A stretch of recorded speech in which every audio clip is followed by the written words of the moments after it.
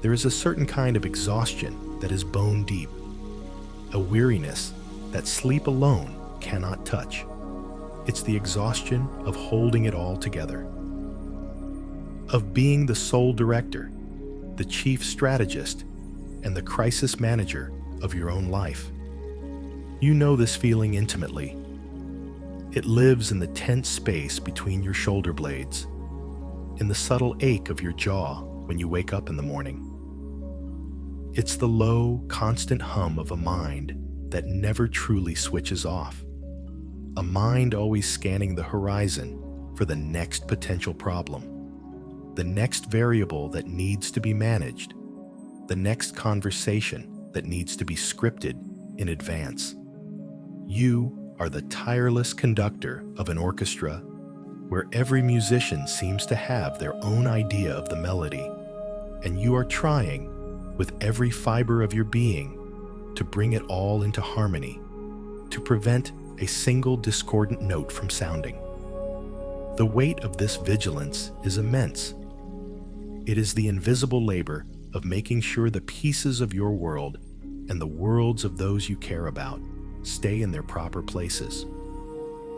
You plot the courses, you anticipate the storms, you pack the emergency supplies for journeys that may never happen, and you do it all so quietly, so diligently, that most people, perhaps even you, don't recognize the sheer magnitude of the effort. It has simply become the way things are. It has become your role, your identity, the responsible one, the one who thinks of everything, the one who holds the map and the compass and the flashlight all at once. But tonight, as you settle in, as the world outside finally quiets down, we can gently ask the question that hovers just beneath the surface of this tireless activity. What if the safety you work so desperately to create isn't found in the tightening of your grip, but in the courage of a loosened hand? What if true strength isn't in preventing every wave, but in learning how to build a boat that can ride them? Over the course of our time together, we will explore this question not as a problem to be solved, but as a gentle mystery to be unfurled. We will walk together into the heart of this need to control, not to judge it or to banish it, but to understand its origins with compassion. We will listen to the fears it has been trying to protect you from, and we will discover a different kind of safety, a more resilient and peaceful way of being that is already waiting within you. This is a journey of release, but not of collapse. It is a journey of surrender, but not of defeat. It is about discovering the profound strength that lies in flexibility, the deep wisdom that arises from trust, and the quiet peace that is born from allowing life to be what it is. So for now, let's begin right where you are, in this room, in this moment. There is nothing you need to fix or figure out. Your only task is to allow yourself to be here.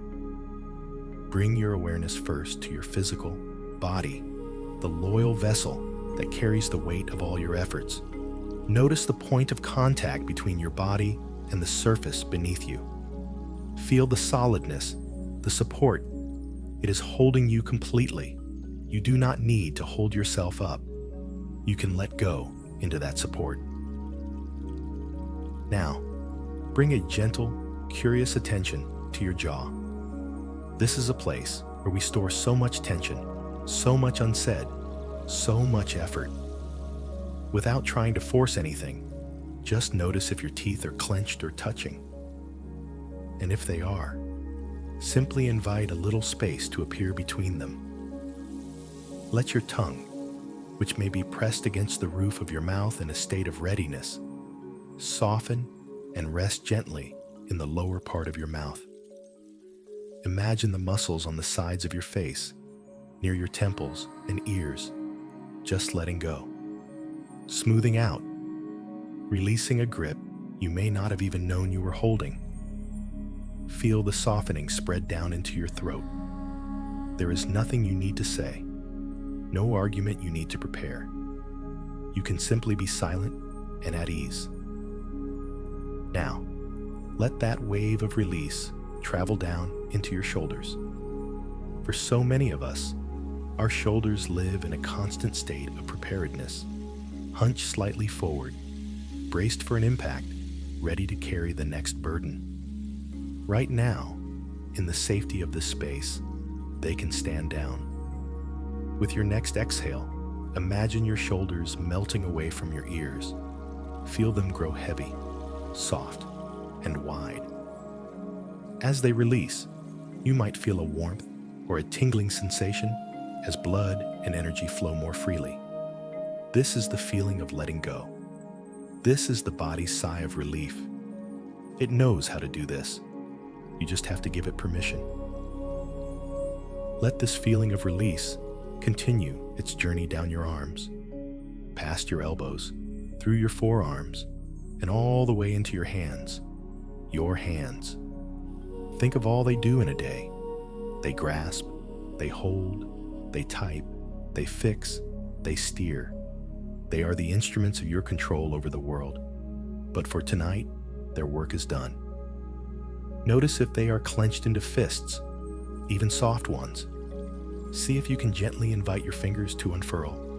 Let them rest open, palms up or palms down, whatever feels most natural.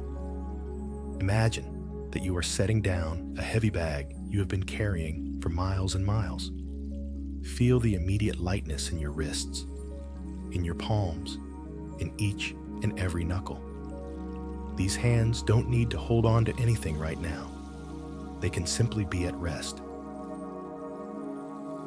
With your body in this more restful state, we can now set a quiet intention for this time together. An intention is not another task on your to-do list. It is not something to achieve or get right. It is simply a gentle whisper to your innermost self, a direction for your heart to turn toward as you drift toward sleep. And our intention tonight is simple. We will explore the possibility of a different kind of safety. A safety that is not built on the exhausting foundation of constant vigilance and control. A safety that comes from trusting your own resilience, from trusting the flow of life, and from allowing yourself to be held, just as you are being held right now. We are simply opening a door, just a crack, to see what might be on the other side of the desperate need to hold it all together. You don't have to step through it just yet. For now, it is enough to simply acknowledge that the door is there. It is enough to rest. As your body continues to soften, as your breath finds its own easy rhythm, let's gently turn our awareness inward. Let's travel back in time, not to a specific memory, but to the very origins of this need to manage everything so perfectly. Consider for a moment that this intense drive for control is not a flaw in your character. It is not a weakness or a sign that you are broken. On the contrary, it is a testament to your profound will to survive and to protect. It is a fortress, a magnificent structure that you began building long ago, brick by heavy brick. Each brick represents a time you were hurt, a moment when the world felt chaotic and unsafe, a promise that was broken, or a fear that felt too large to bear. One brick was laid down the first time you realized that love could be conditional. Another was placed when you saw that things could fall apart without warning. Another when you felt vulnerable and there was no one there to stand with you. Can you feel the truth of this? You became your own architect, your own stonemason, your own protector, and you did a remarkable job. This fortress you built was a masterpiece of self-preservation. You scouted the perfect location in your inner world, a high ground from which you could see trouble coming from miles away. You dug a deep moat to keep unpredictable emotions and messy relationships at a safe distance. You built walls so thick and so high that nothing could possibly break through without your permission. You designed narrow windows, just wide enough to see out, but too small for anything dangerous to get in. And from the highest tower, you stationed a part of yourself to be the perpetual watchman, the sentinel who never sleeps, whose only job is to scan the horizon for any sign of threat. This was not an act of aggression. It was an act of profound love for the vulnerable self that lives within. It was born from the wisest, most resourceful part of you, the part that said, "Never again. I will not be caught off guard again. I will build a place so safe, so controlled, that nothing can ever truly harm me here." And for a long time, this strategy worked. Inside your fortress, you were safe from the unpredictable storms of life. You could manage your supplies, plan your days, and control your environment. The walls muffled the chaotic noises of the outside world. The moat kept messy, complicated people from getting too close, too fast. The watchman gave you a sense of security, a feeling that you were prepared for anything. This fortress was your sanctuary. It was a monument to your own resilience, a physical manifestation of your promise to keep yourself safe. We must honor this. We must bow to the part of you that had the strength and the ingenuity to build such a powerful defense in the face of life's very real dangers and disappointments. There is no shame in these walls. They were built for the best of reasons, with the best of intentions. They are a sign of your deep caring for yourself. But as time has passed, something has shifted. Perhaps you've begun to notice a certain quietness inside the fortress, a certain sameness to the days. You may have noticed that the thick walls that keep out the storms also keep out the gentle breeze and the warmth of the sun. The deep moat that protects you from intruders also prevents you from wandering out into the beautiful, wild meadow that lies just beyond it. The narrow windows that keep you safe from attack also limit your view of the vast, star-filled sky. You can see slivers of the world, but you can no longer experience the whole breathtaking panorama. The fortress that once felt like a sanctuary has slowly, imperceptibly begun to feel like a prison. The silence you once craved now sometimes feels like isolation. The predictable routines that once brought comfort now sometimes feel restrictive and dull. From your high tower, the watchman still sees threats, but now also sees life happening out there, beyond the walls. You can hear the distant, muffled sounds of laughter, of music, of people connecting in spontaneous, unplanned ways. You see the seasons change in the world outside, the vibrant colors of autumn giving way to the quiet blanket of snow, followed by the joyful explosion of spring. But inside your fortress, the season is always the same, the season of vigilance. The climate is always one of careful control. The echoes of your own footsteps in the stone halls are often the only sounds you hear. The fortress that was designed to protect you from pain is now also protecting you from joy. The structure meant to save you from loss is now costing you connection. The very mechanism that you created for safety has become the source of your deep and quiet ache for something more, for something real and alive and beautifully, terrifyingly unpredictable. This is the profound paradox of control. It is a strategy that is born of a desire for life, for safety, for peace. And yet, when held too tightly for too long, it begins to stifle the very life it was meant to protect. It's like building a greenhouse to protect a single precious seedling from the elements, only to build it so well with such thick, shaded glass that the seedling never gets enough sunlight or fresh air to grow into the magnificent flower it was meant to be. You have not done anything wrong. Your strategy was brilliant, and it got you this far. But perhaps, just perhaps, you have outgrown it. Perhaps the part of you that lives inside the fortress is stronger now, more resilient than you think. Perhaps it's time to consider, just for a moment, what it might feel like to walk over to the heavy oak door. Not to throw it wide open, but just to peek through the keyhole. To acknowledge that there is a world outside these walls. A world that is messy and unpredictable.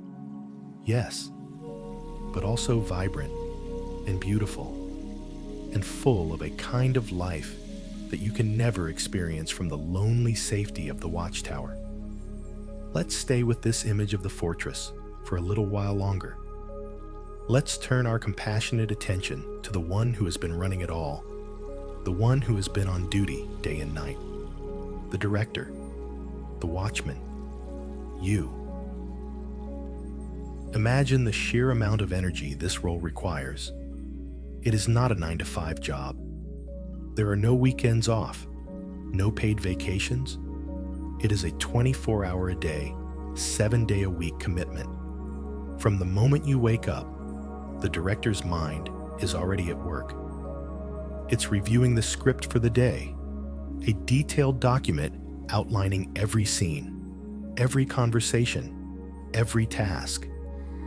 It's running through potential dialogue, practicing your lines, and anticipating the lines of others. How will this meeting go? What is the best way to phrase this email to get the desired outcome?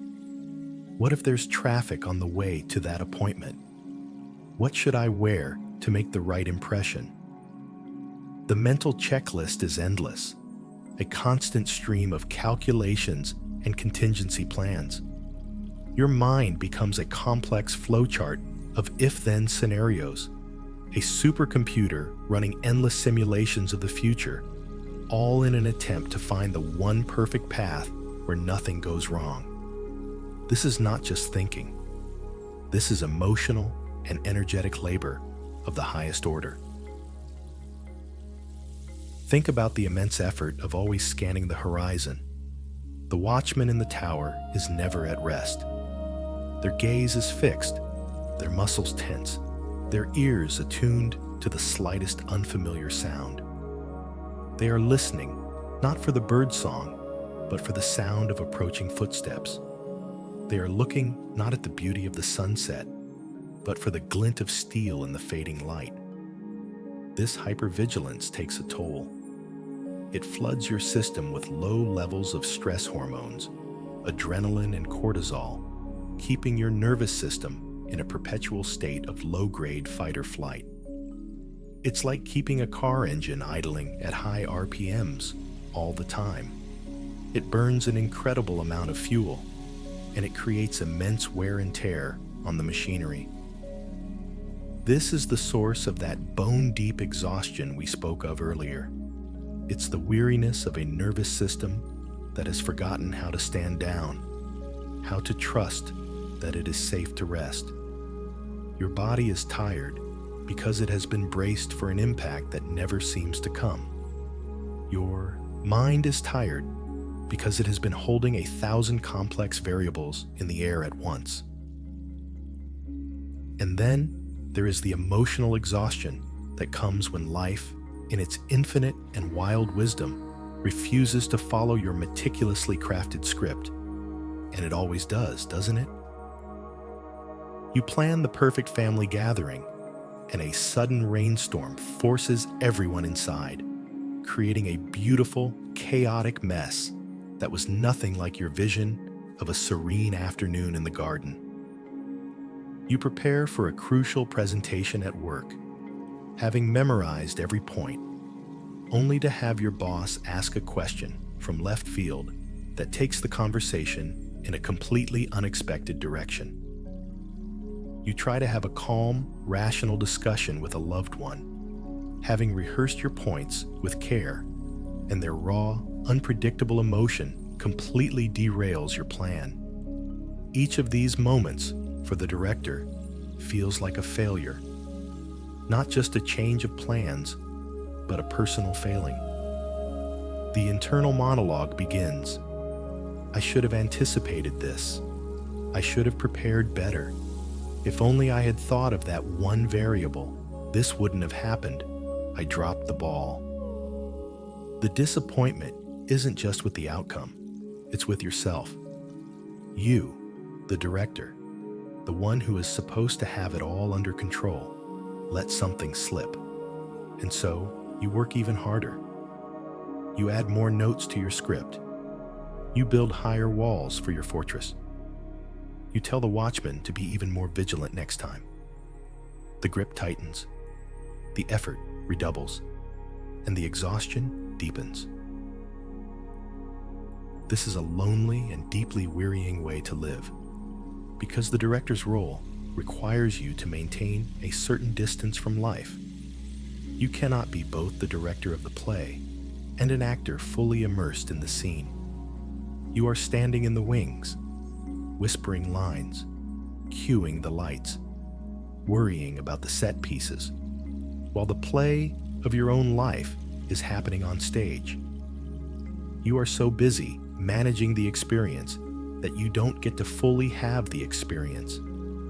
You are so focused on preventing disaster that you miss the moments of unexpected grace. You are so busy trying to orchestrate the perfect conversation that you miss the simple, authentic connection that is being offered in a spontaneous, unplanned moment. The tragic irony is that in your effort to control life, you end up holding it at arm's length. You end up watching it through the narrow window of your fortress instead of living it in the open field. Can you allow yourself, just for a moment, to feel the weight of this role? To truly acknowledge the profound weariness of being the director, the writer, the producer, and the lead actor in a one-person show that never, ever ends? Give yourself permission to feel the sadness of it, the frustration, the sheer, unadulterated tiredness. There is no judgment here, only recognition. Recognition of the monumental task you have set for yourself. You have been trying to hold back the ocean with a bucket. You have been trying to command the sun to rise and set. You have been trying to conduct a symphony played by the wind. And you have done it with such love, such devotion, such a desperate desire to create a world that is safe and good. But the universe is wilder than your plans. People are more complex than your scripts, and your heart is more resilient than you know. Acknowledging the exhaustion is the first step toward letting it go. It's the moment the watchman finally admits, perhaps in a whisper to the night sky, I am so tired. I cannot keep this up forever. And in that single, honest admission, a small crack appears in the fortress wall. Not a crack of weakness, but a crack of light. A possibility of a new way of being begins to shine through. As we sit here with this feeling of deep weariness, with the honest acknowledgement of how much energy it takes to be the director, let's go a layer deeper. Let's bring a gentle, lantern-like curiosity to the darkness that the fortress was built to protect you from. We are not going in to fight a monster, but to understand a frightened child. We are not here to judge, but to listen with a compassionate ear. So, let me ask you a question, and I invite you to let it echo in the quiet spaces of your heart, without any pressure to find an immediate answer. Just let the question hang in the air, like a soft bell ringing. What is the catastrophe you believe will happen if you let go? If the watchmen were to fall asleep at their post, just for an hour. If the director were to put down the script and simply walk onto the stage with no lines prepared. If you were to loosen your grip on the reins just a little, what is the absolute worst thing you imagine would happen? Let the images or feelings arise without censorship. Don't push them away. For many of us, the answers that surface are primal and profound. Perhaps the catastrophe you fear is chaos. The belief that without your constant management, your life, your finances, your career, your household, your relationships would spiral into a state of complete and utter disarray. Bills would go unpaid, deadlines would be missed, the house would fall into ruin, and everything you've worked so hard to build would crumble into dust. The fear is that you are the only thing standing between order and anarchy. You are the dam holding back a flood of chaos, and if you were to step aside, the deluge would be devastating. For others, the feared catastrophe is loss. If you stop trying to manage the feelings and actions of the people you love, they might leave. If you don't orchestrate the perfect experiences, they might be disappointed in you. If you show a moment of weakness or vulnerability, they might see you as incompetent or unworthy of their love. The fear is that your control is the very glue holding your relationships together. To let go feels like letting go of them, risking the unbearable pain of abandonment and loneliness. It's the belief that your value lies in your ability to be useful, to be perfect, to be the one who has it all together. To stop performing that role feels like risking your very connection to others. Or maybe the catastrophe you fear is something even more personal. Perhaps it is the fear of being deeply hurt. The fortress was built to protect you from the pain of betrayal, criticism, or failure. To let go of control feels like walking out into a battlefield without any armor. It's the fear that if you are spontaneous, you will say the wrong thing and be ridiculed. If you are vulnerable, you will be taken advantage of. If you try something new without a guaranteed outcome, you will fail. And the shame of that failure will be too much to bear. So you stay inside, where it's safe, where the risks are calculated, and where the potential for pain is minimized. Letting go feels like a direct invitation for the world to inflict its deepest wounds upon you once more.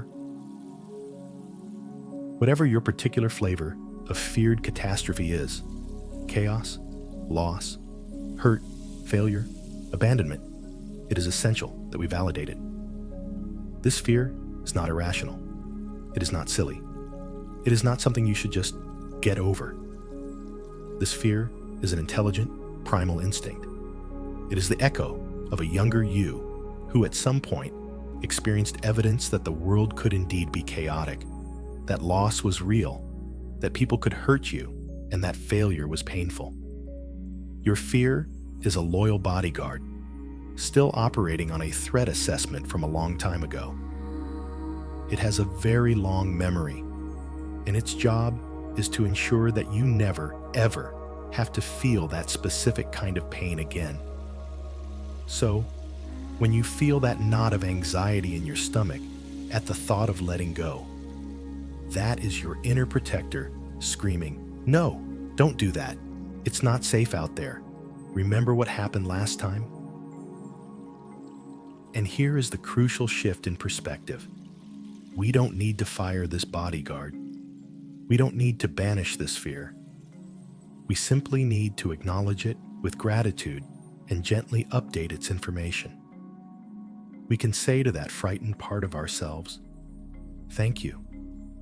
Thank you for working so hard to protect me for all these years. I see how much you care about my well-being. Your vigilance has kept me safe and has gotten me to this point. I honor your intention." This is not a trick. It's a genuine acknowledgement of the positive intent behind the fear. The fear itself isn't the problem. The problem is that it is running an outdated program. It is basing its current actions on past data without recognizing that you are different now. You are stronger now. You are more resourceful now. You have survived every single thing that has happened to you up to this moment. The child who first needed the fortress is still inside you. But you, the adult, are here now too. And you have capacities and wisdom that the child did not. So, as you rest here, just allow yourself to name the fear. Put a word to it. Chaos, abandonment, failure, humiliation. Let the word rest in your awareness without judgment.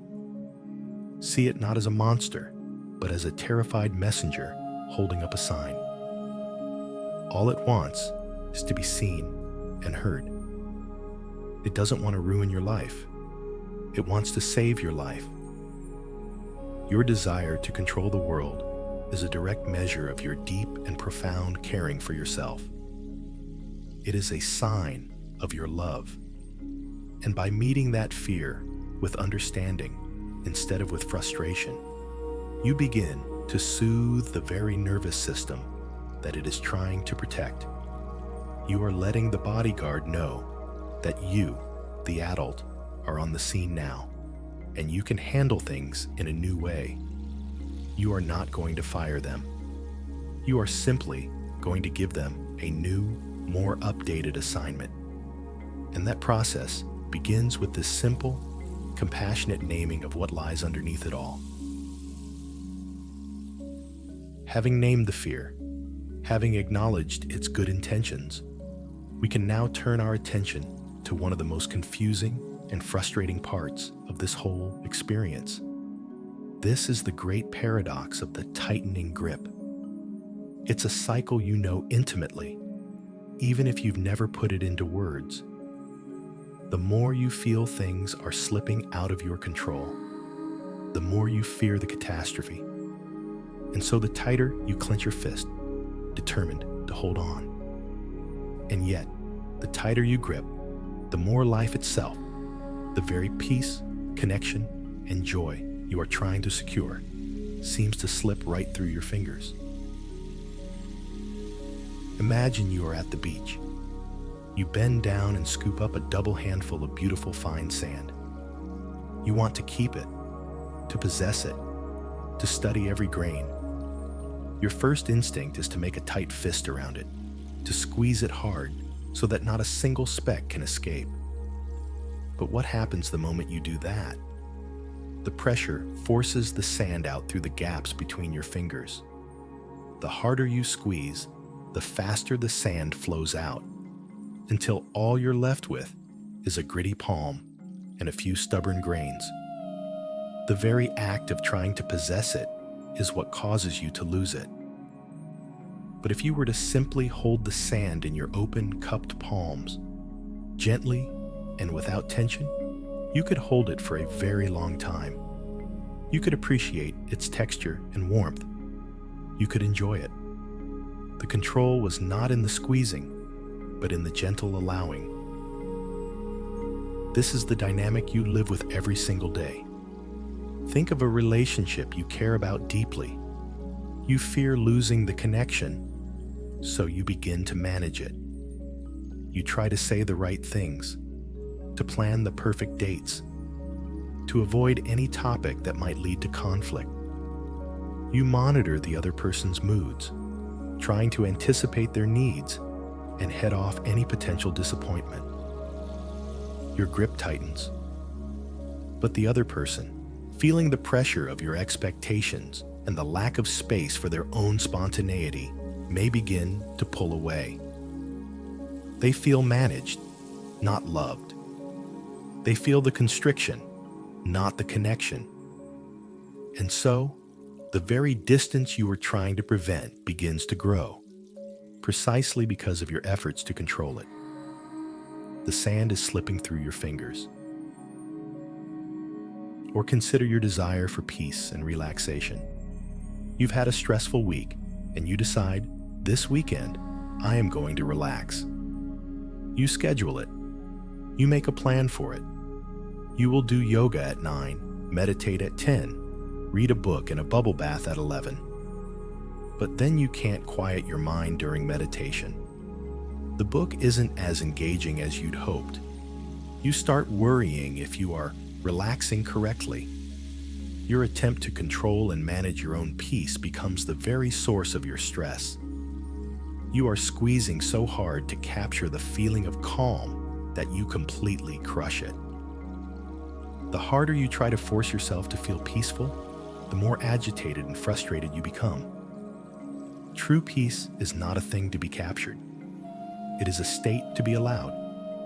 It arrives when you hold your own experience with an open palm. This cycle can be maddening. It can lead to a profound sense of despair and helplessness. Because from your perspective, you are doing everything right. You are working harder than anyone. You are being more diligent, more thoughtful, more prepared. You are putting in 110% effort to keep things on track. And yet, the results you get are often the exact opposite of what you intended. It feels like a cruel cosmic joke. It's like trying to nail Jell-O to a wall. The more force you use, the bigger the mess becomes. This experience can be incredibly invalidating.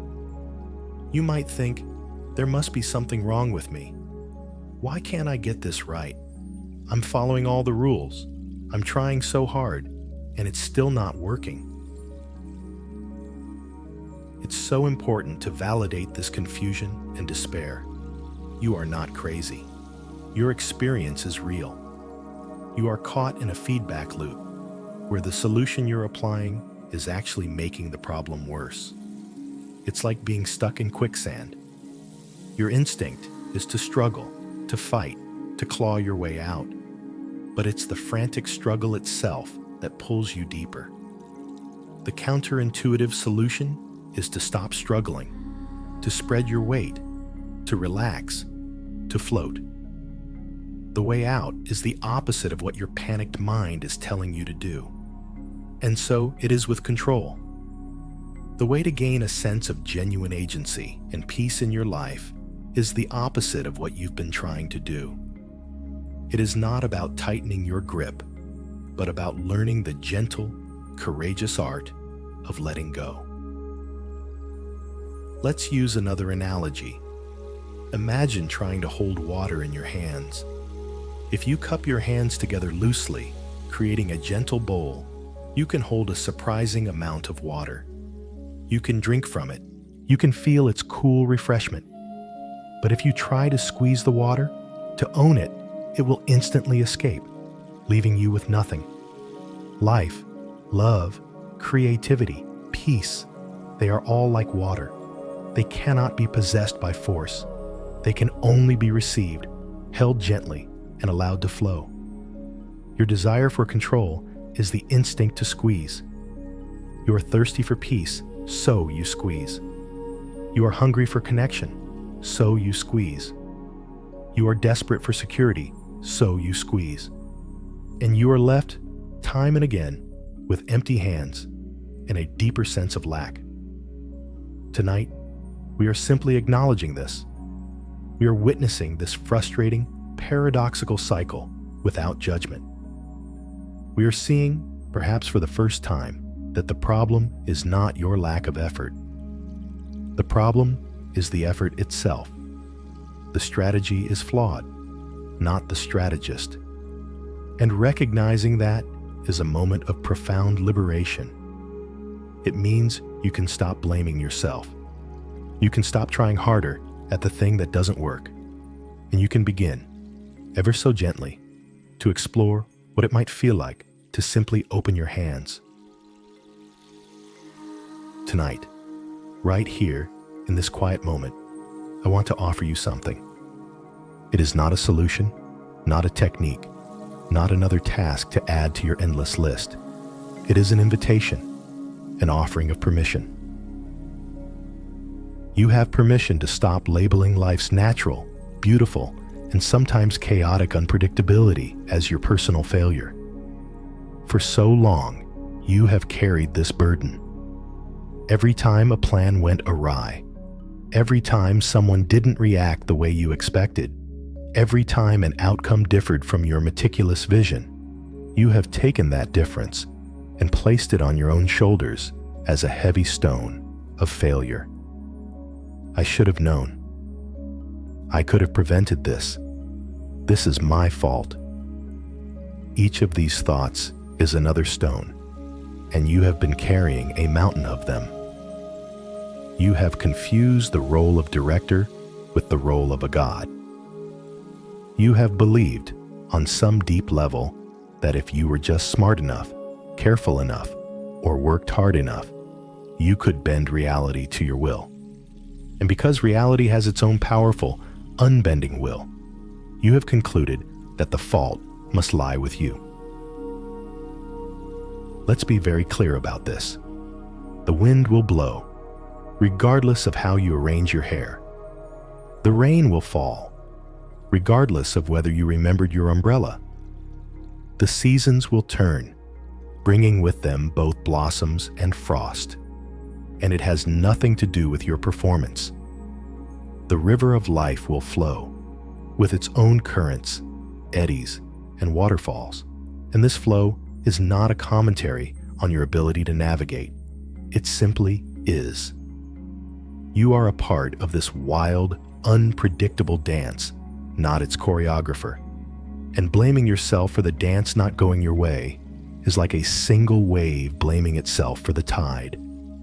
It is a fundamental misunderstanding of your role, and it is the source of so much unnecessary suffering. So, with your next exhale, can you imagine setting down one of those stones?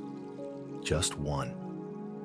Perhaps it's the stone of a recent disappointment, a conversation that didn't go as planned, or a project that hit an unexpected snag. See it in your mind's eye. Feel its weight, its rough texture.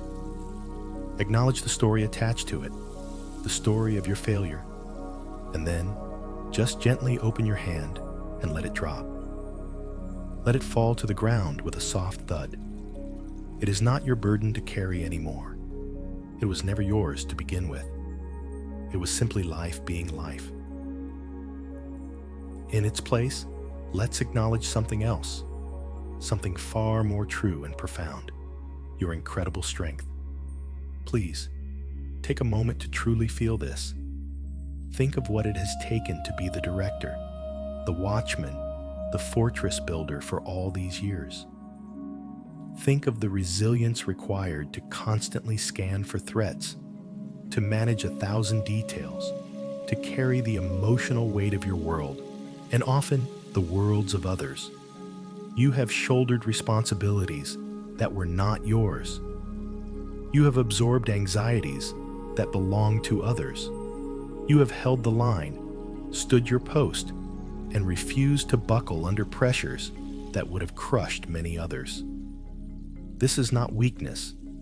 This is a strength so immense, so constant, that you have come to take it for granted, like the air you breathe. You have confused your exhaustion with fragility, but they are not the same thing. Your exhaustion comes from an overexpenditure of your vast strength, not from a lack of it. You are not a fragile teacup, easily broken. You are a mighty oak that has been standing against a relentless hurricane for far too long. The weariness you feel is the honorable weariness of a warrior. And tonight, we are calling a truce.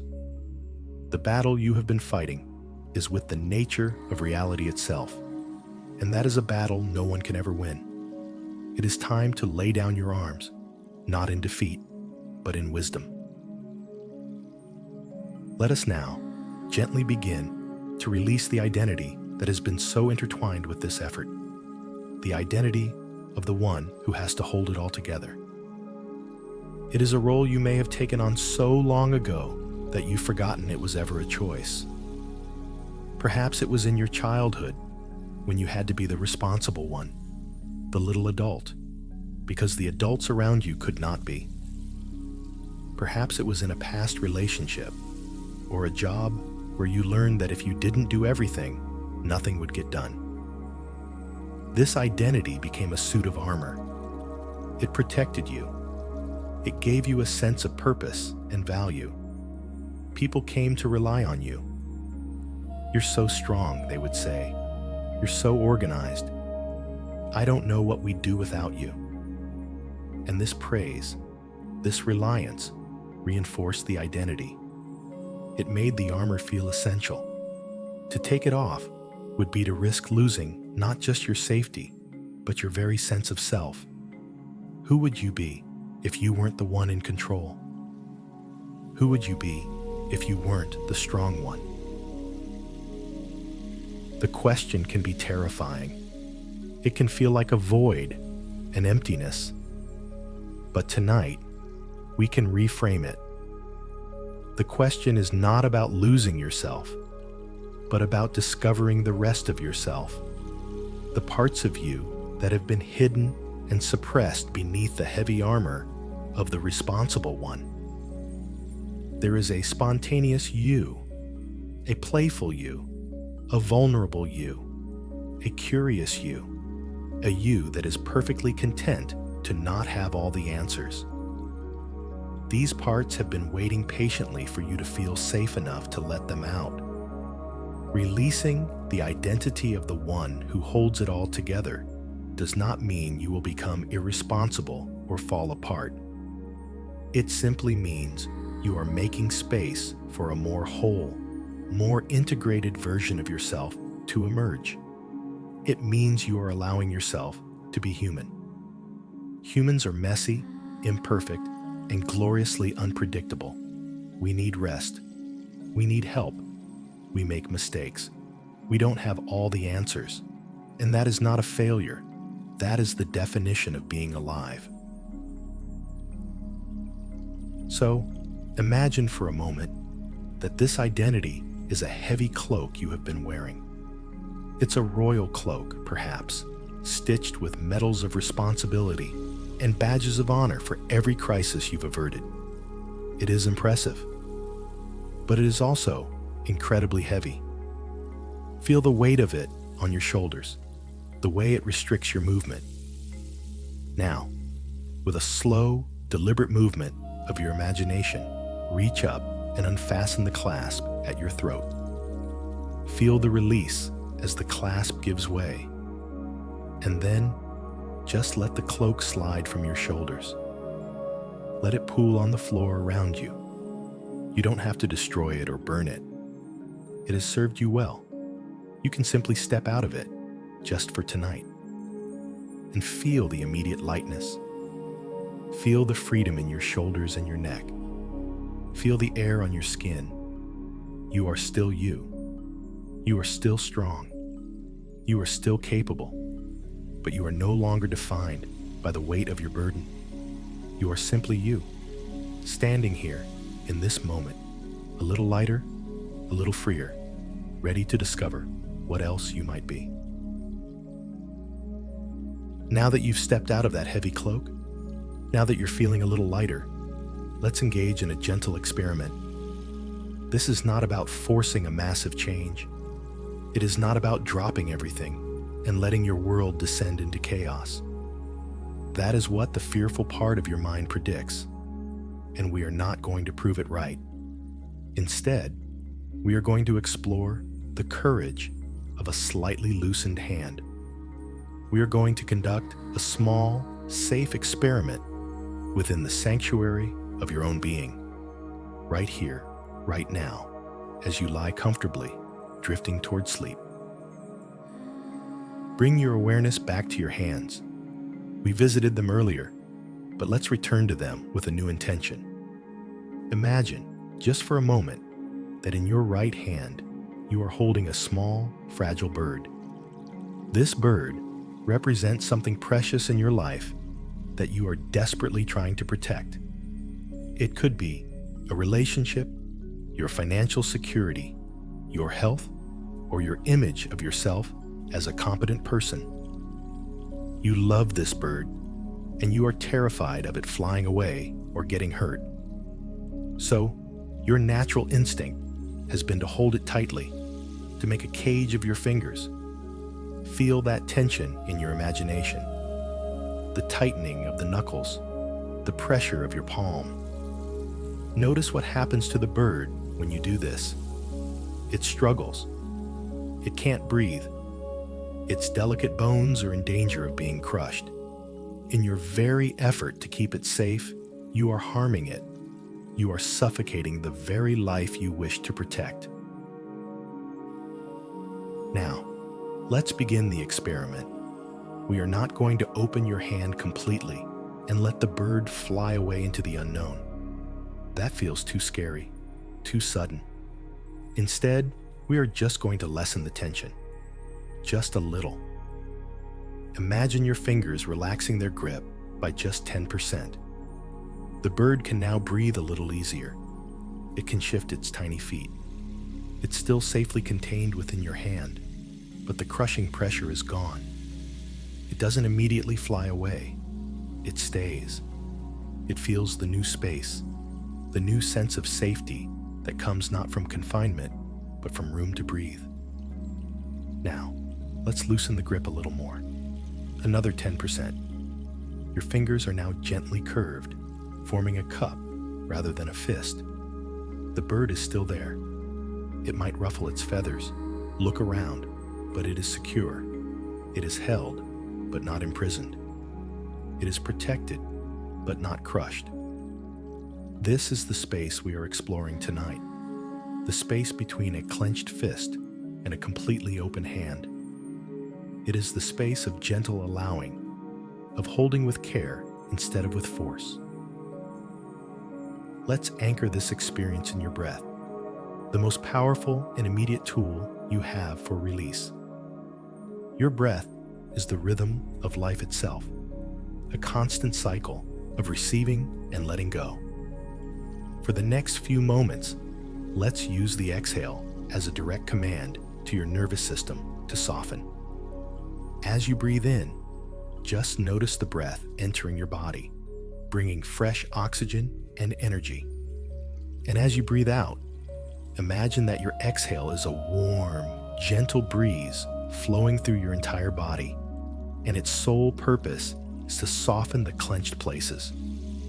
With your next long, slow exhale, imagine that breeze flowing into your shoulders and feel them drop another inch. With the following exhale, let it travel down your arms and into your hands, inviting your fingers to unfurl just a little bit more. Let the next exhale soften the muscles in your belly. For so many of us, the belly is a place where we hold immense tension, bracing ourselves for life's blows. A tight belly is a sign of a body on high alert. So, as you breathe out, just let your belly be soft. Let it rise and fall naturally with your breath. You are safe here. You do not need to be braced for anything. Now, let's create a safe, internal space where you can experience a moment of non-control and see what actually happens. In your mind's eye, picture yourself standing on the bank of a gently flowing river. The water is clear and calm, sparkling in the soft sunlight. In your hands, you are holding a single, beautiful autumn leaf.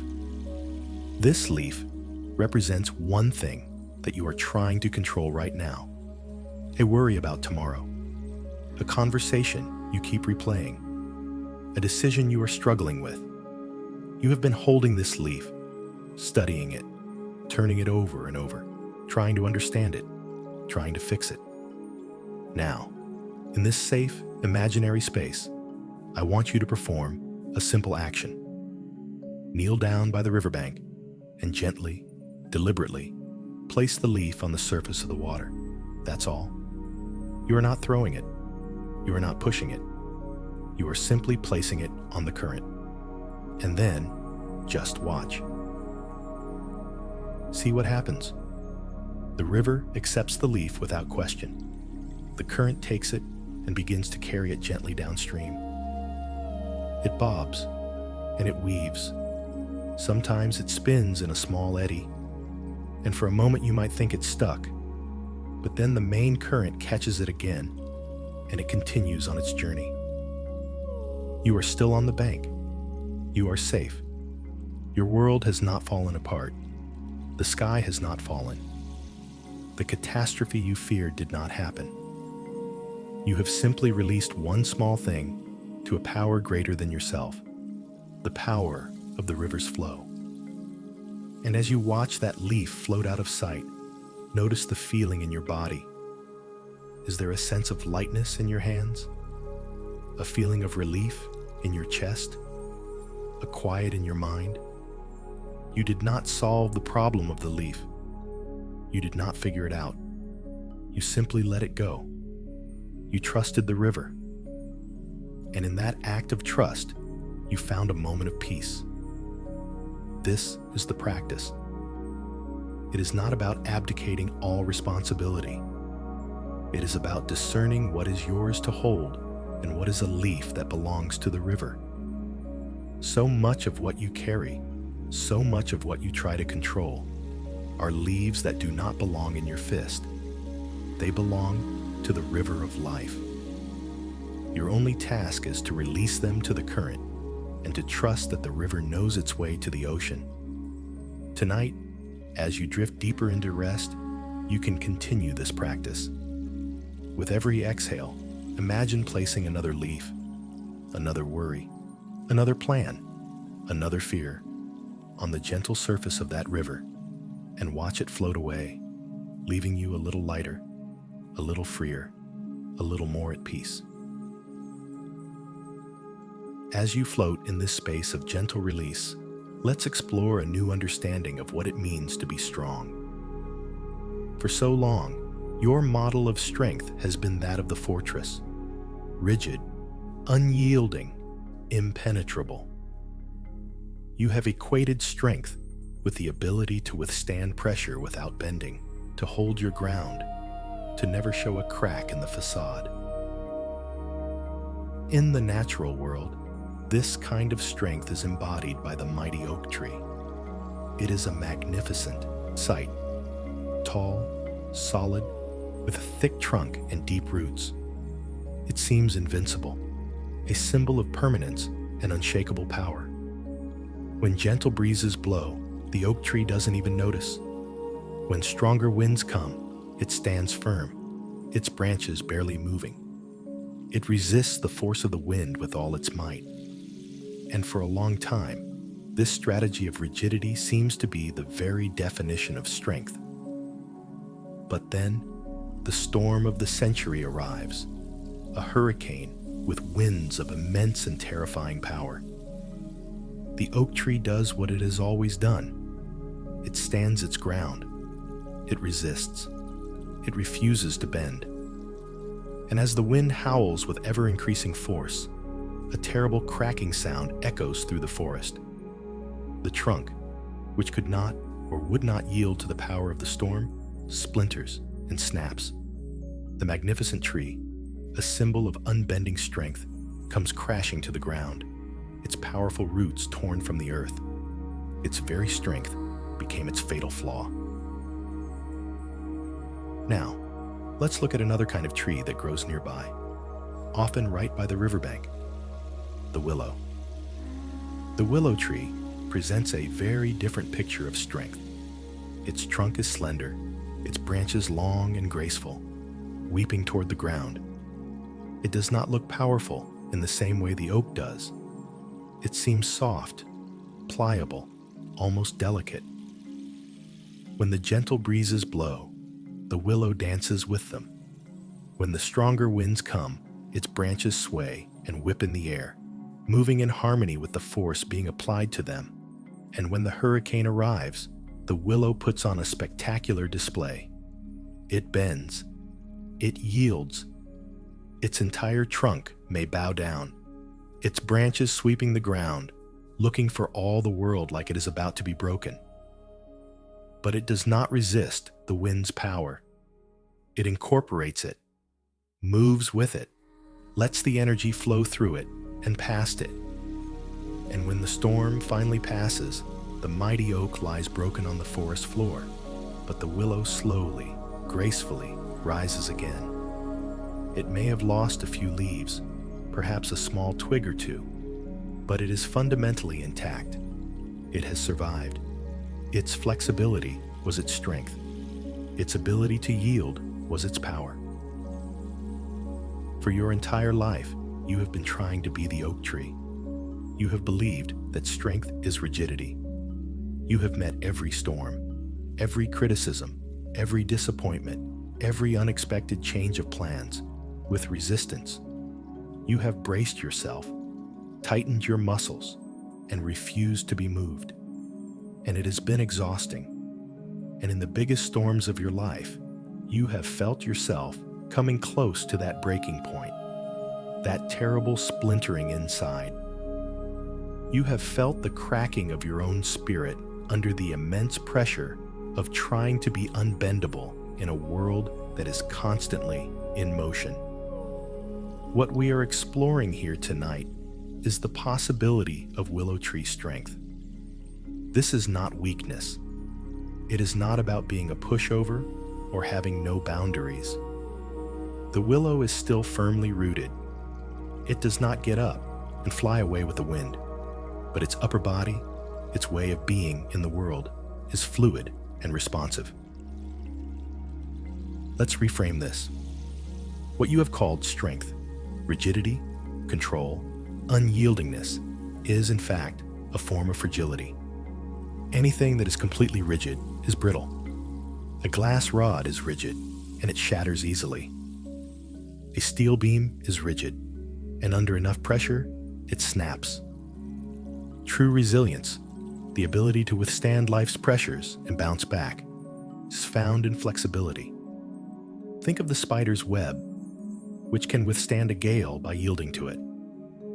Think of the martial artist who redirects the force of an opponent's blow rather than meeting it head-on. They are not weak. They are profoundly wise. They understand that trying to meet an overwhelming force with rigid resistance is a losing game. The wise path is to bend, to flow, to adapt. This is a profound shift in your internal operating system. It means that when life presents you with an unexpected event, your first response doesn't have to be to brace and resist. It can be to soften and ask, okay, this is happening. How can I move with this? What is the most flexible and adaptive response here? When someone offers a criticism, you don't have to meet it with a rigid wall of defensiveness. You can meet it with a flexible curiosity. What part of this might be true? What can I learn here? This doesn't mean you have to agree with it, but you don't have to break yourself in resisting it. When your plans fall apart, you don't have to see it as a catastrophe. You can see it as an invitation to improvise, to dance with the unexpected, to find a new path that may be even more interesting than the one you had originally planned. We are planting a seed in the fertile soil of your sleeping mind tonight. It is the seed of an idea that your resilience, your true and lasting strength, is far greater than your need for control. Your ability to adapt, to learn, to be creative in the moment is a resource you have vastly underestimated. You have been so focused on strengthening the walls of your fortress that you have forgotten about the wise, flexible willow that lives in your heart. This willow self knows how to bend without breaking. It knows how to yield without surrendering its roots. It knows how to dance with the winds of change rather than fighting them. As you drift deeper and deeper into sleep, let the image of this graceful, resilient willow tree fill your mind. See its long branches swaying in the breeze. Feel its rootedness. its deep connection to the earth. Feel its suppleness, its quiet confidence in its ability to survive any storm, not through resistance, but through the profound and beautiful wisdom of surrender. This is your true nature. This is your inherent strength. You are not the rigid oak, destined to break. You are the graceful willow, designed to dance. Let's return to the image of the river we visited earlier, the one where you placed the leaf upon the water. For so long, you have viewed the unpredictable nature of life as threatening chaos. It has felt like a wild, raging flood, a force of destruction that you must constantly fight against, building dams and levees in a desperate attempt to contain it. From this perspective, letting go feels like allowing the floodwaters to sweep you away, to destroy your home, to carry you off into a terrifying abyss. It's no wonder you have held on so tightly. The story you've been telling yourself is that the alternative to control is utter devastation. But tonight, let's gently reimagine this force. Let's offer ourselves a new story, a new metaphor that can transform our relationship with the unknown. What if the unpredictable nature of life is not a chaotic flood, but a powerful and wise river with its own deep, intelligent current? A river is not random. It is not malicious. It is a force of nature that follows the path of least resistance, carving its way through the landscape with a persistent, undeniable logic. It has a direction. It is always moving toward the vastness of the ocean. It may have rapids and calm pools, twists and turns, but its ultimate destination is assured. It has a wisdom that is far older and deeper than our individual plans. This river is life itself. It is the flow of time, the unfolding of events, the dance of circumstances that is always in motion. Now let's consider the two ways of being in this river. The first is the way you have known. It is the path of resistance. It is like trying to swim upstream against the current. Imagine the effort. Every muscle in your body is straining. Your arms are churning. Your legs are kicking furiously, but you are making almost no progress. In fact, you are losing ground. The river is infinitely stronger than you are. You are gasping for air, swallowing water. Your heart is pounding in your chest, and your mind is filled with panic and frustration. Why is this so hard? You scream into the roar of the water. I just want to get over there. You are exhausted. You are terrified, and you are getting nowhere. This is the experience of trying to control life. It is the exhausting, fruitless struggle of pitting your own small will against a vast and powerful current. You are trying to force the river to go your way, and the river will never, ever yield. Now let's explore the second way. What would happen if, in that moment of utter exhaustion, you just stopped fighting? What if you just let go? Your panicked mind screams, "No, you'll drown. You'll be swept away." But what if you ignored that voice for just a second and simply surrendered to the water? You stop struggling, you relax your limbs, and you roll over onto your back. And a miracle occurs. You begin to float. The very same water that you were just fighting, the very same current that was your enemy, suddenly becomes your support. It holds you up. It carries you. You are still moving, yes, but the movement is no longer a struggle. It is a journey. The frantic effort is replaced by a sense of ease. You can breathe now. You can look up at the sky, see the clouds drifting by. You can feel the warmth of the sun on your face. You are no longer fighting the river. You are in relationship with it. You are part of its flow. This is a profound shift from domination to alignment. It is not about being passive. Floating on a river is not a passive act. It requires a subtle form of engagement. You are not a dead log, bumped about by every rock. You are a conscious floater. You can still use your hands as gentle rudders, steering yourself away from a low-hanging branch here, or toward a sunny spot there. You can choose to paddle toward the bank if you want to rest for a while. You still have agency. You still have choice. But you are making your choices within the flow of the current, not in opposition to it. This is the difference between exhaustion and empowerment. The first way, fighting the current, drains every ounce of your energy. The second way, flowing with it, allows you to conserve your energy for the moments when you truly need to steer. It is a wiser, more sustainable, and ultimately more peaceful way to travel. Peace, you see, is not found in a perfectly still, dammed-up pond where you control every ripple. That is stagnation. True, dynamic peace is found in the skillful and trusting alignment with the flow of the living river. It is the peace of the surfer who has learned to read the waves and ride their immense power, not by commanding them, but by harmonizing with them. It is the peace of the sailor who understands the winds and sets their sails to catch them, using the very force that could capsize them to propel them forward on their journey. This is a peace that is available to you at any moment. When things feel hard, when you feel like you are swimming upstream, you can ask yourself, what is the current here?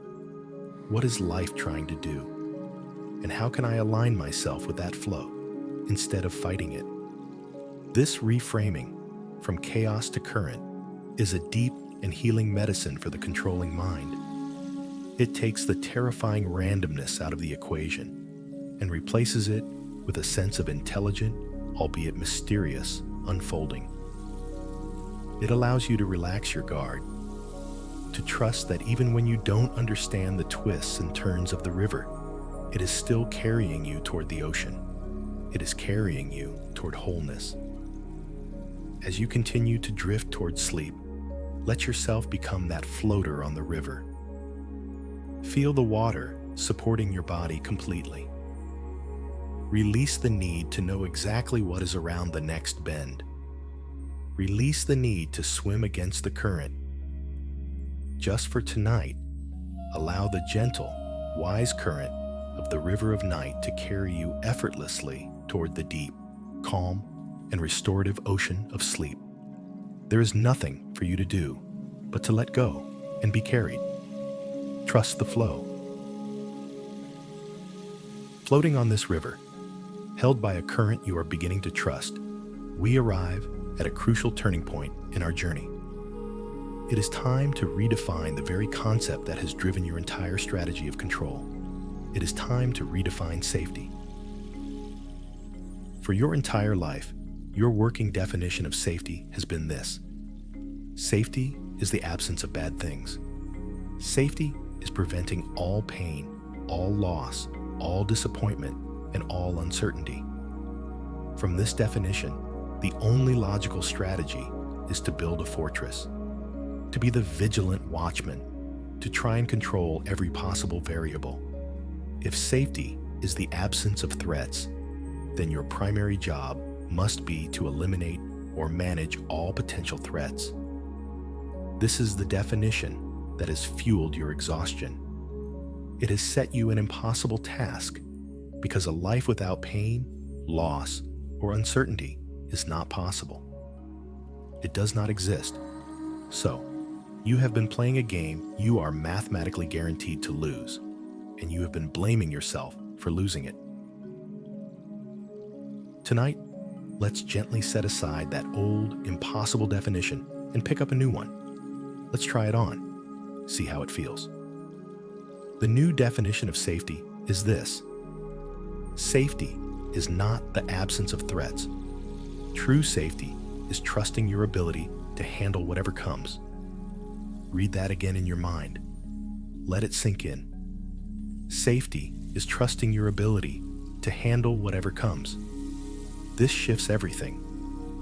The focus moves from controlling the external world to trusting your internal world. It moves from managing circumstances to cultivating your own resilience. The old definition puts you at the mercy of the world. If a storm comes, you have failed to be safe. The new definition empowers you. A storm may come, but you are safe because you trust your ability to be the willow tree, to find shelter, to be the floater on the river. Safety is no longer a static condition you must frantically maintain on the outside, but a dynamic, living capacity you possess on the inside. This is not just wishful thinking. You already have a lifetime of evidence to support this new definition. Your mind, in its effort to protect you, has been selectively focusing on all the times things went wrong, using them as proof that you need more control. But for a moment, let's intentionally focus on the other side of the ledger. Let's recall the moments of unexpected challenge where you adapted and survived, proving your inherent resilience. Think back to a time you lost something you thought you couldn't live without: a job, a relationship, a dream. In the moment, it felt like the catastrophe your fear had always warned you about. It felt unsurvivable. And yet, you survived. You grieved. You hurt. It was not easy. But you found a way through. You discovered strengths you didn't know you had. You learned things about yourself and the world that you would not have learned otherwise. You adapted.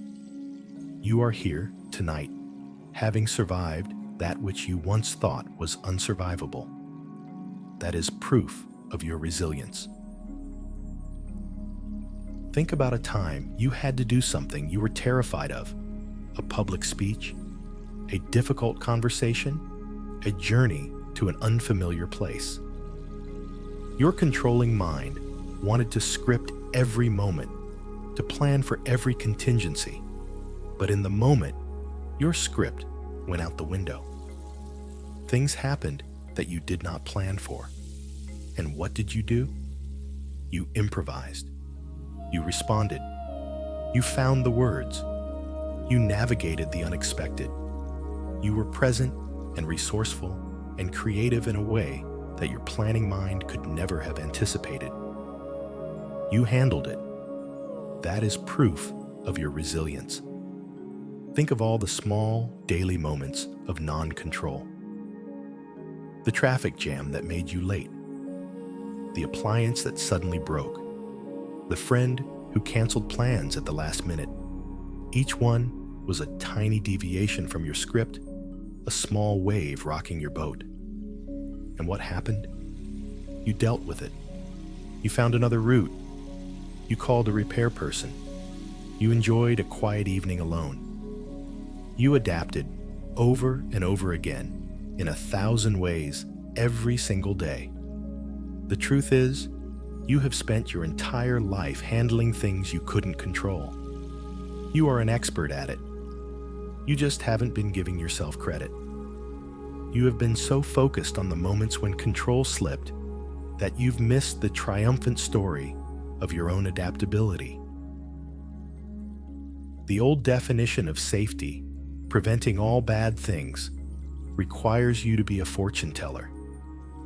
You have to be able to predict the future with perfect accuracy. The new definition of safety, trusting your ability to handle whatever comes, only requires you to be present. You don't have to know what's around the next bend in the river. You only have to trust that when you get there, you will have the inner resources to navigate it. And you do. You have your breath to calm your nervous system. You have your creativity to find new solutions. You have your strength to endure hardship. You have your heart to feel compassion for yourself and others. You have your intuition, that quiet inner knowing that guides you. These are your true sources of safety, not your plans, not your scripts, not your fortress walls. Your true safety is portable. It is within you. You carry it with you wherever you go. It is an act of profound courage to even consider a new way of being, especially when the old way, for all its costs, feels familiar. The fear will arise. The inner watchman will sound the alarm. This is dangerous. It's irresponsible. Stick to what you know. And when you hear that voice, you don't have to argue with it. You can simply say, I hear your concern. I know you're trying to keep us safe. But we are just trying a new definition of safety. One based on trust instead of fear. We are going to trust our own strength for a while and see how it feels. You are not making a reckless leap into the abyss. You are taking a single, mindful step onto a bridge that leads from a life of fear-based control to a life of trust-based resilience. And that bridge is built plank by plank, with every moment you choose to believe in your own capacity to handle what comes. Every time you consciously soften your grip, you are laying another plank. Every time you float on the river, instead of fighting it, you are driving another nail. You are building your path to a new kind of freedom, a new kind of peace, a new and truer kind of safety. With this new definition of safety nestled in your heart, the safety that comes from trusting your own capacity, we can now turn toward reconnecting with the most powerful tool you possess for navigating the unknown. This tool is not your intellect, not your ability to plan, not your strategic mind. Those are excellent for certain tasks, like building a bridge or filing your taxes. But for navigating the fluid, unpredictable river of life, you need a different kind of intelligence. You need to reconnect with your inner navigator, your intuition. Your intuition is that quiet, knowing voice inside you. It does not speak in spreadsheets or bullet points. It speaks in the language of feeling, of gut instincts, of a sudden sense of rightness or wrongness. It is the subtle pull you feel toward one path over another. It's the quiet whisper that says, wait, even when everything on paper says, go. It's the inexplicable sense of peace that descends when you make a certain choice. For a long time, the director in your mind has dismissed this voice. The director is logical, rational, and data-driven. It wants proof. It wants guarantees. Intuition offers none of these things. It offers only a quiet sense of knowing. And so, the loud, anxious voice of the strategic planner has drowned out the soft, wise voice of the inner navigator. You have been navigating your life with a detailed, outdated map, when all along you have had a living, real-time compass within you.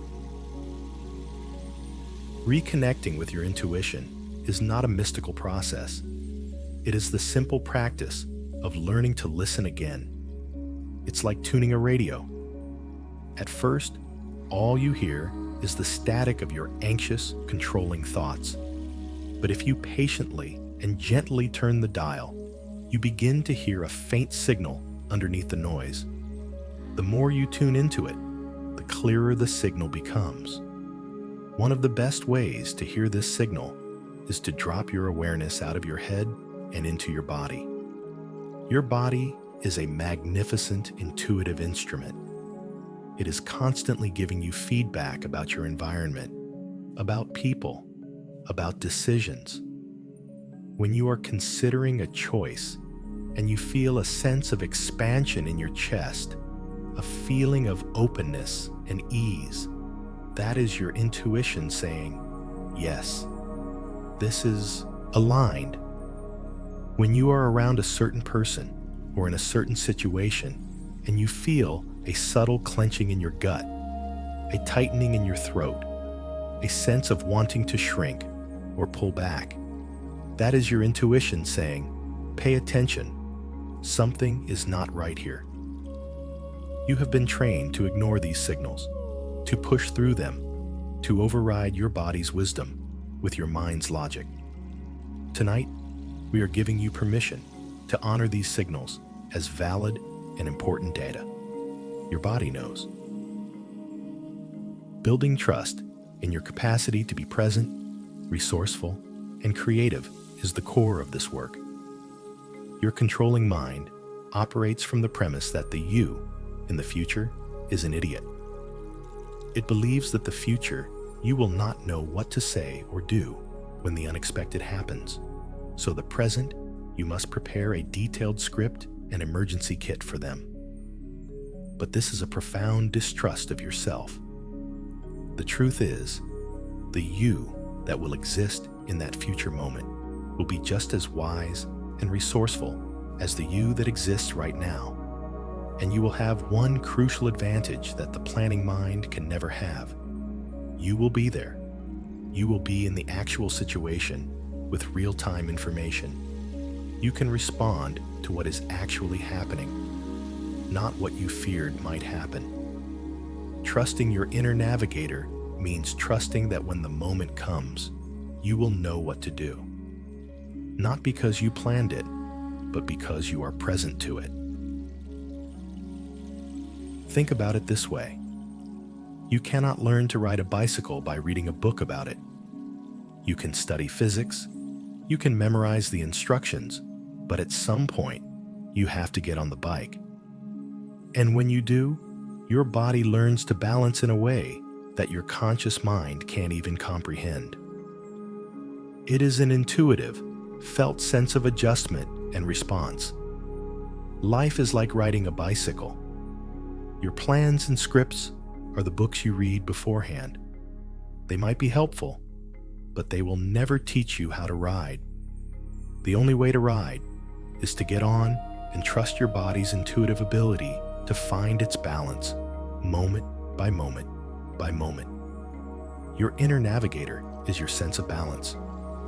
It knows how to lean into the turns, when to pedal faster, and when to gently apply the brakes. The more you ride, the more you trust it. Let's take a moment to reflect on a powerful, undeniable truth that your anxious mind conveniently forgets. You have survived 100% of the moments you couldn't control. 100%. Think about that. Every single unexpected event, every crisis, every disappointment, every single second of your life that did not go according to plan. You are on the other side of it. You are here. The catastrophe did not ultimately destroy you. This is not an opinion. It is a fact. It is the ultimate testament to your resilience. Your history is not a catalog of your failures to control the world. It is an epic saga of your success at navigating it.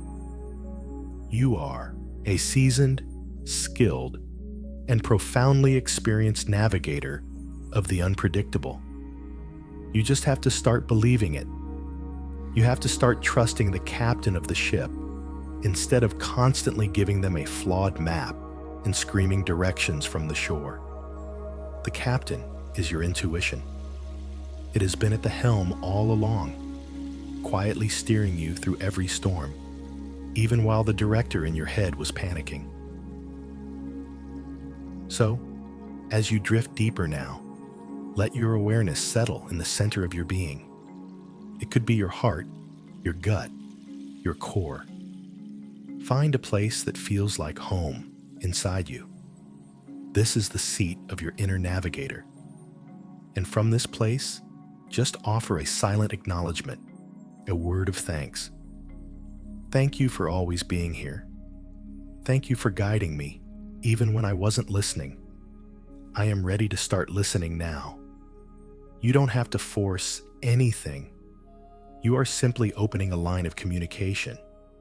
You are turning the dial of the radio away from the static and toward the clear, calm station that is always broadcasting its quiet wisdom from the center of your soul. You can trust this voice. You can trust your ability to be present. You can trust that when tomorrow comes, with all of its unplanned moments, you will know how to ride the bicycle. You always have. As we move into the final stages of this journey tonight, our focus shifts from understanding to embodying. It's one thing to grasp these ideas with your mind. The willow tree, the river, the inner navigator. It is another thing entirely to weave this wisdom into the very fabric of your being, to feel it in your bones, your muscles, and your breath.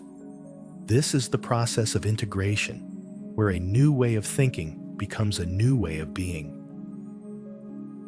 Let's begin with the physical sensations of this new, flexible strength. Bring your awareness once more to your body, this wise and loyal companion.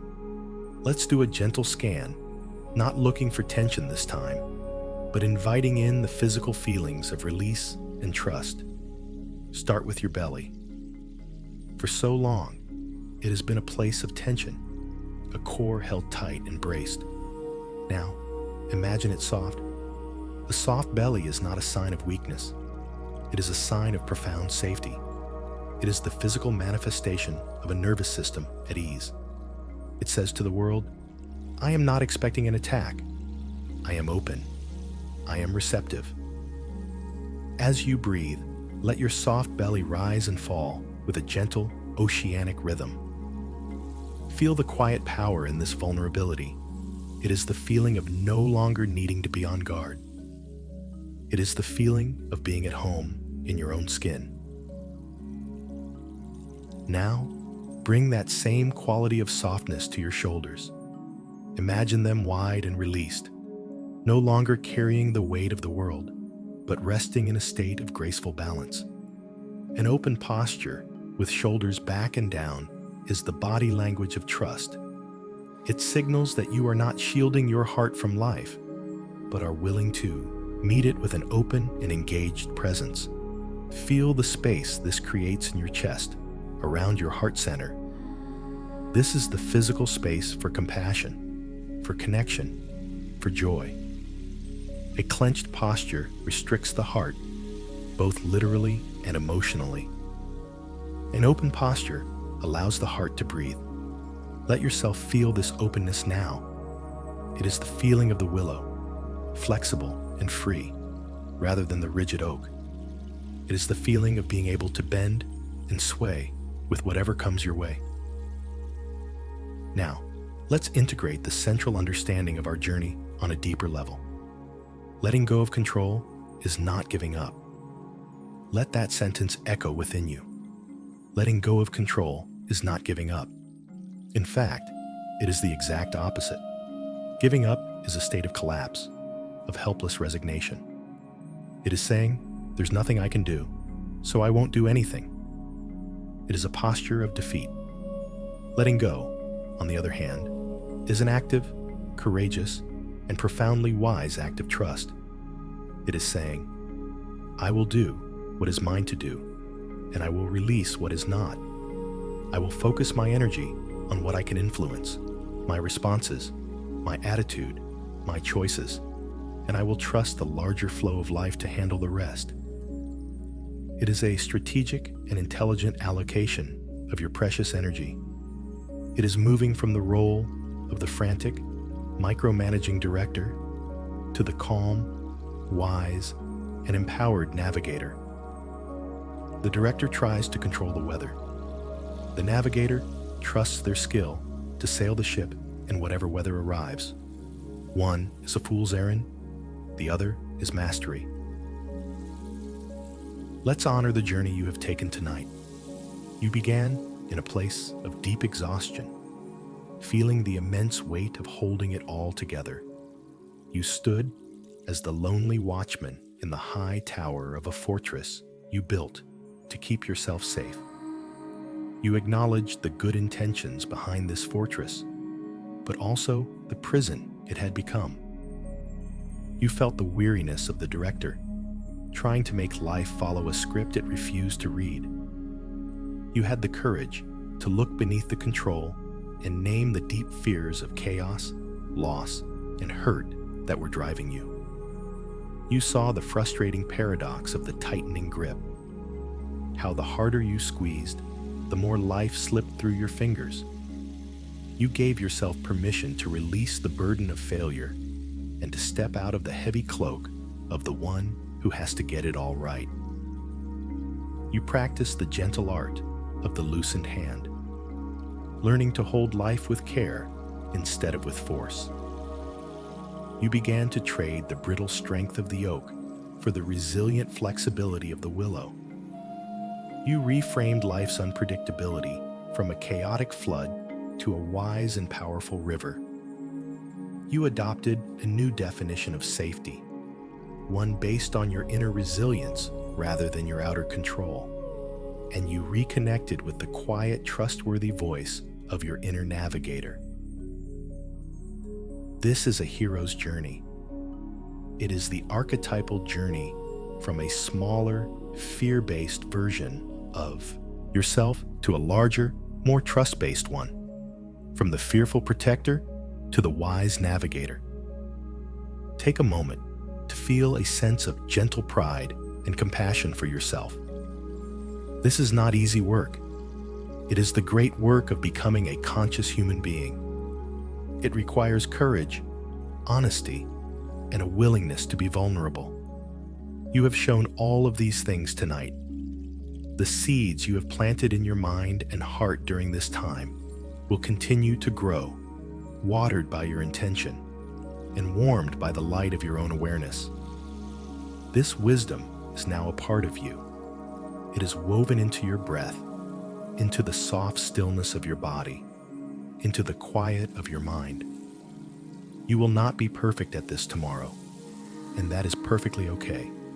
The director will show up again. The watchman will race to the tower at the first sign of a storm. That is the habit of a lifetime. But now, something is different. Now, you have another voice. The voice of the willow. The voice of the river. The voice of the navigator. And that voice will gently whisper, "It's okay. You don't have to clench. You can soften. You can trust. You know how to handle this." And in that space between the old habit of fear and the new choice of trust, your freedom lies.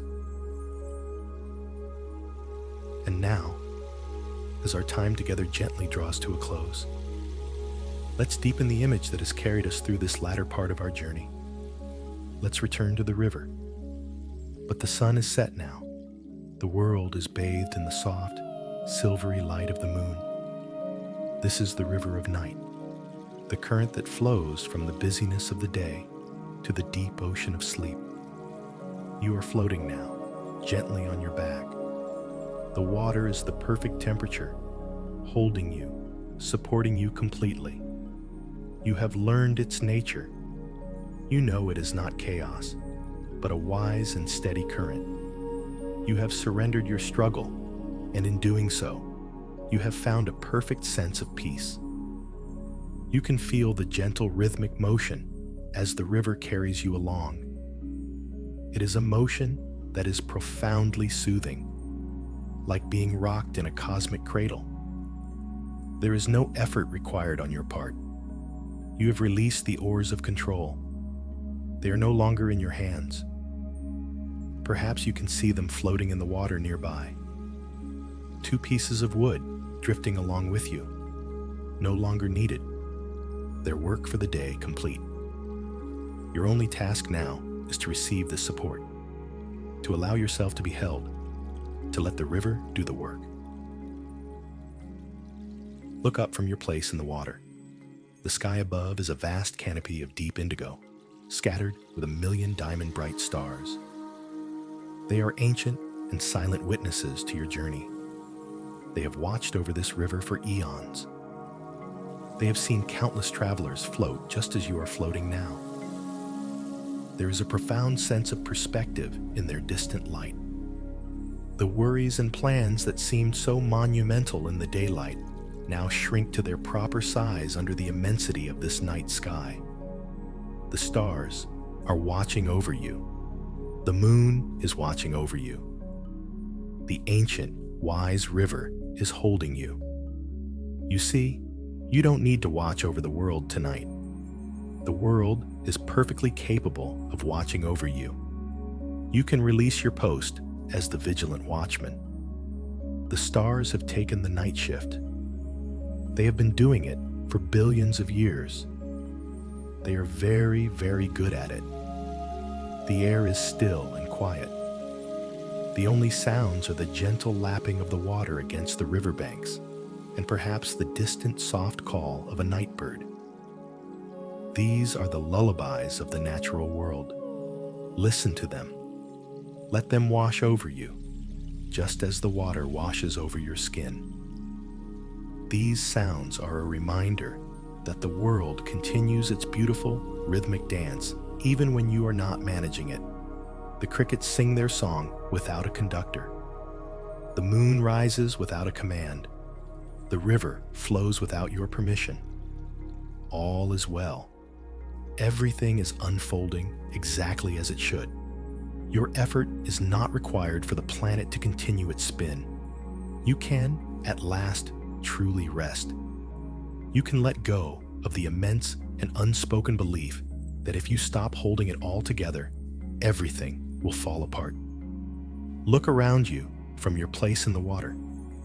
Nothing is falling apart. Everything is being held in a perfect, peaceful harmony, and you are a part of that harmony. You are not separate from it. You are not its keeper. You are a note in the beautiful silent music of the night. As you continue to float, you notice the banks of the river slipping by. The trees on the shore are dark, gentle silhouettes against the starry sky. They stand in quiet dignity, their branches reaching up as if in prayer. They are at rest. The daytime animals are asleep in their burrows and nests. They are not worrying about tomorrow. They are not replaying the events of the day. They are surrendered to the deep, restorative power of rest. They know, on a primal level, that sleep is the ultimate act of trust. It is the wisdom of letting go, of allowing the body and soul to be healed and replenished by a force greater than their own conscious will. You can borrow their wisdom tonight. You can join them in this great silent surrender. You can allow yourself to be just another creature of this earth, held in the gentle arms of the night, trusting that the dawn will come in its own good time. You don't have to make it happen.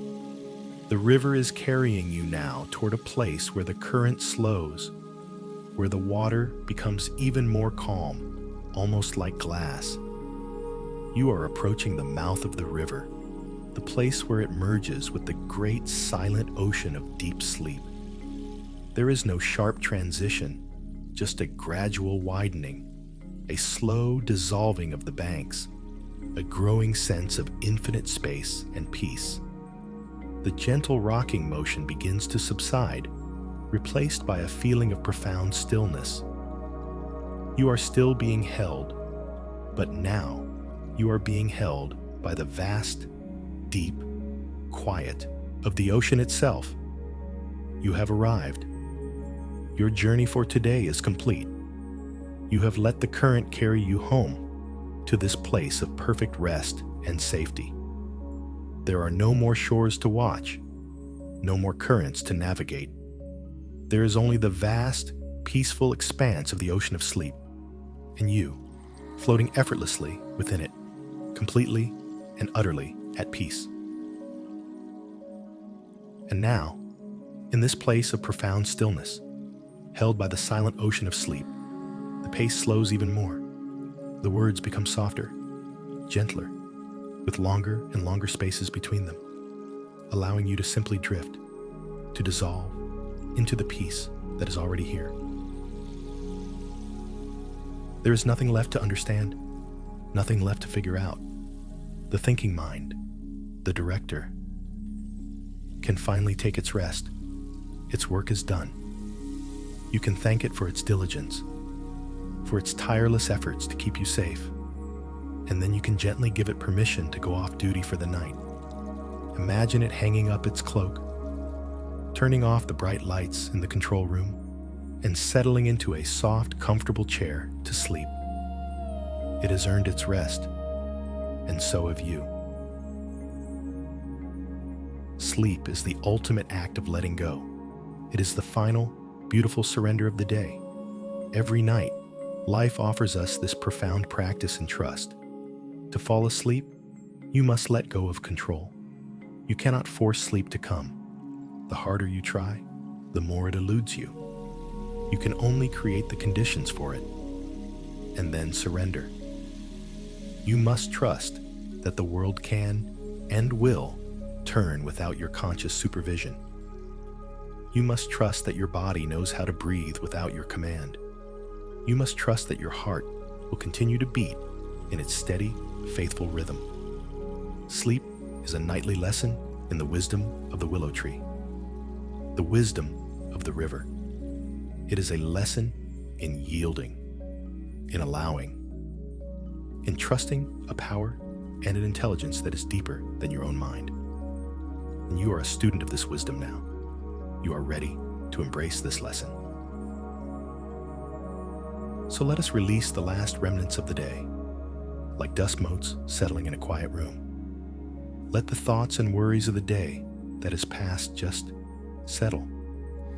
Let them drift down to the ocean floor, where they can rest. You do not need to sort through them or analyze them. Just let them be. The replay of that conversation, let it go. The concern about that email, let it go. The feeling of something left undone, let it go. Just for now, these things can wait. They will be there for you in the morning if you need them. But for tonight, you are releasing your grip. Imagine your mind as a beautiful sky at dusk. The clouds, which are the thoughts of the day, have been bright and active, but now they are softening, losing their sharp edges, dissolving into the warm colors of the sunset, and then fading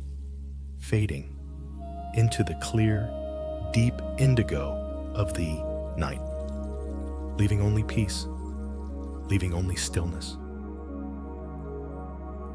And now, let's release the plans for tomorrow, the scripts you have already begun to write, the to-do lists that are forming in your mind, the anticipation of what is to come. Let them go too, just for now. You cannot live in tomorrow tonight.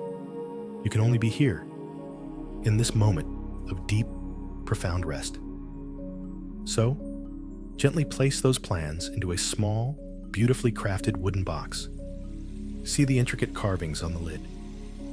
Place each thought of tomorrow inside, one by one, and when they are all safely inside, close the lid. It has a small, golden latch. Fasten it. The box is safe. Your plans are safe. You can pick it up again in the morning light. But for tonight, it is set aside, and your mind is free.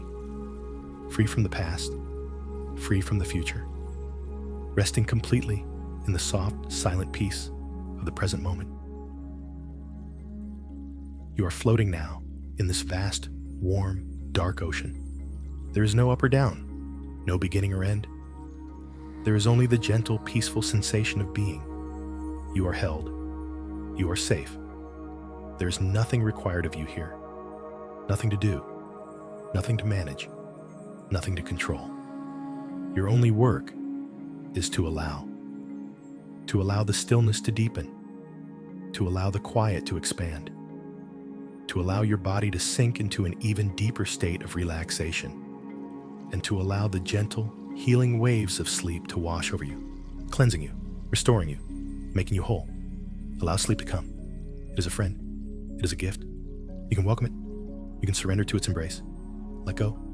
Let go now. You can rest now. All is well. Let go.